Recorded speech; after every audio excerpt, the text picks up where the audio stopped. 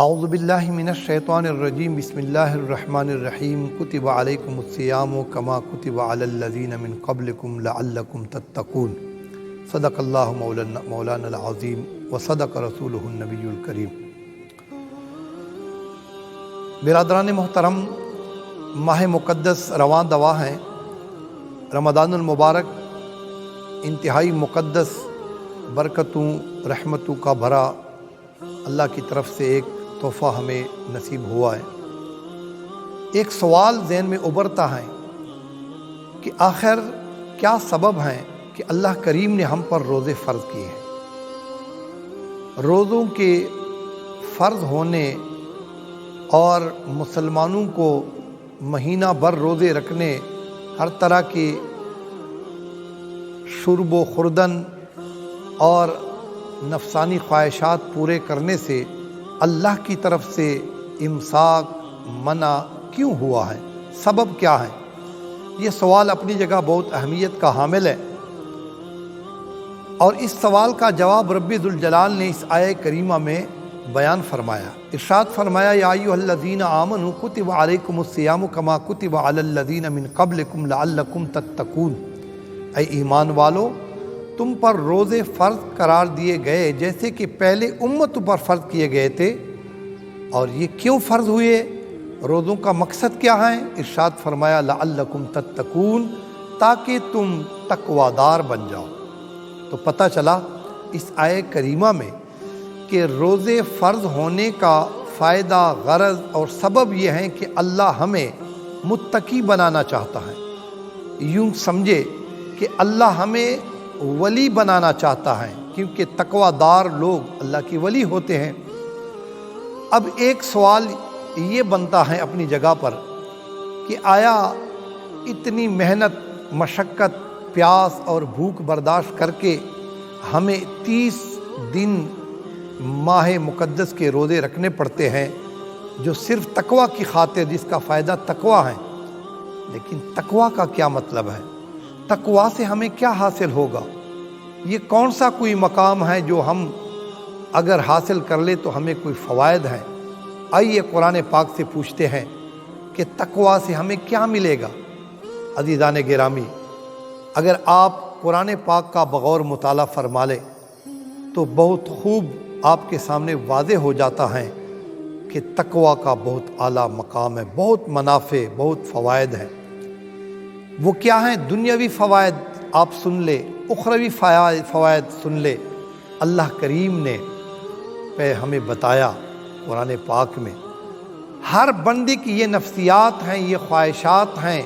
ہر بندہ یہ چاہتا ہے کہ مجھے رزق ملے اور آسانی سے ملے، مجھے غیبی رزق میسر ہو، میں کوئی تکلیف، محنت، مزدوری نہ کروں اور آسانی سے گھر بیٹھے مجھے آسان رزق ملے۔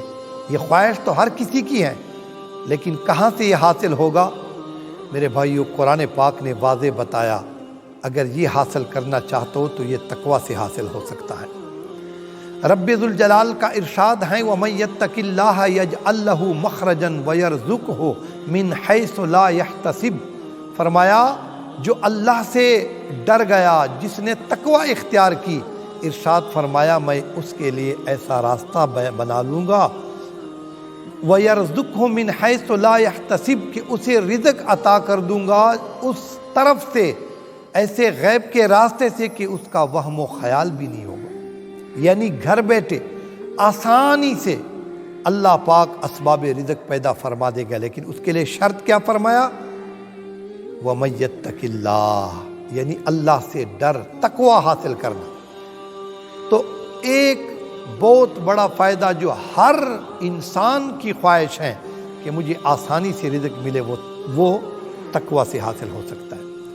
دوسرا بڑا فائدہ، ہر بندہ یہ چاہتا ہے کہ میں اپنی زندگی بھر خوشحال رہوں، مطمئن رہوں، امن و سکون سے رہوں، اور ہر طرح کی پریشانیوں اور آلام سے محفوظ رہوں۔ یہ چاہتا تو ہر بندہ ہے، لیکن کہاں سے حاصل ہوتا ہے؟ عزیزان گرامی، اگر ہم یہ حاصل کرنا چاہتے ہیں، اگر ہم اپنی یہ خواہش پوری کرنا چاہتے ہیں کہ ہم زندگی بھر مطمئن خوشحال رہیں، تو یہ کہاں سے حاصل ہوگا؟ تقوا سے۔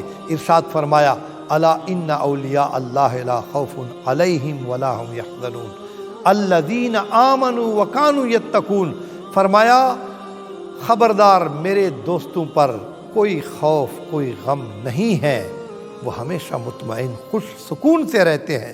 لیکن وہ کون ہیں دوست اللہ کے؟ الذین آمنوا وکانوا یتقون، یہ وہ لوگ ہیں جو ایمان لائے اور تقوی دار بنے۔ تو پتہ چلا کہ مطمئن اور خوشحالی کی زندگی بھی تقوی میں مقید ہے۔ اسی طرح ہر بندہ یہ چاہتا ہے کہ میں معاشرے میں عزت مند سمجھا جاؤں، پورے ملک میں، خطے میں، اپنے وطن میں، اپنے قبیلے میں، اپنے معاشرے میں سب سے عزت مند قرار دیا جاؤں اور لوگ مجھے عزت کی نگاہ سے دیکھیں۔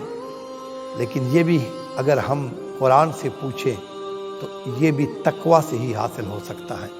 اللہ کریم نے ارشاد فرمایا ان اکرمکم عند اللہ اتقاکم، میرے بندو میری بارگاہ میں تم سب لوگوں میں سے سب سے عزت مند، سب سے باوقار، سب سے ذی مرتبہ وہ بندہ ہے جو سب سے زیادہ متقی اور پرہیزگار ہو۔ کیا بات ہے! یہ معاشرے میں قبیلے سے نہیں، یہ زیادہ قومداری سے نہیں، عزت زیادہ دولت مندی سے نہیں ملتی، یہ بہت بڑے عہدے سے، منسٹری سے یا وزیر اعظم بننے، صدر بننے سے نہیں ملتی۔ یہ اگر چاہتے ہو کہ لوگ مجھے عزت کی نگاہ سے دیکھے، میں معزز قرار دیا جاؤں، تو اللہ کریم کا قرآن واضح بتا رہا ہے رب کی بارگاہ میں جو عزت پانا چاہتا ہے وہ وہی ہوگا جو سب سے بڑا متقی ہوگا۔ تو آئیے، اگر عزت مند بننا چاہتے ہو تقوی سے حاصل ہوگا، اگر خوشی اور امن و سکون اطمینان کی زندگی گزارنا چاہتے ہو تقوی سے حاصل ہوگا، اگر آسان رزق حاصل کرنا چاہتے ہو تقوی سے میسر ہوگا۔ اور تقوی کہاں سے حاصل ہوتا ہے؟ اللہ نے فرمایا یا ایھا الذین آمنوا کتب علیکم الصیام کما کتب علی الذین من قبلکم لعلکم تتقون، اگر تقوی حاصل کرنا چاہتے ہو تو رب نے فرمایا رمضان المبارک کے روزے رکھو، تمہیں تقوی کی دولت نصیب ہو جائے گی۔ یہ تو دنیا کی عزتیں ہیں، اب آئیے آخرت میں کیا مقام رکھا ہے تقوی والوں کے لیے۔